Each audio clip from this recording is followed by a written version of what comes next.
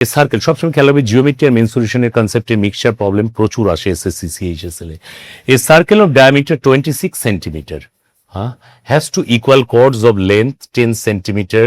equal chord of length 10 centimeter ভালো করে শিখবো আমরা দুটো কর্ড আছে ইকুয়াল এদের মাঝে ডিস্টেন্স বলেছে কত বলে দিয়েছে এদের মাঝে ডিস্টেন্স 8 সেন্টিমিটার ওকে ডায়ামিটার বলে দিয়েছে 26 সেন্টিমিটার তাহলে রেডিয়াস হবে 13 সেন্টিমিটার কর্ডের লেন্থ বলে দিয়েছে 10 সেন্টিমিটার তাহলে হাফ অফ কর্ড হবে 5 সেন্টিমিটার টোটাল ডিস্টেন্স বলে দিয়েছে এইচ তাহলে এইটুকু হবে h/2 this is geometry concept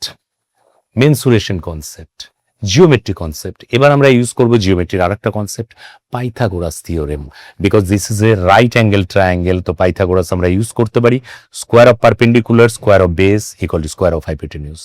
লম্ব স্কোয়ার প্লাস ভূমি স্কোয়ার ইকুয়াল টু অতিভুজ স্কোয়ার h/2 তার square plus 5 square equal to 13 square calculation করব আমরা h square by 4 13 square 169 minus 25 equal to 144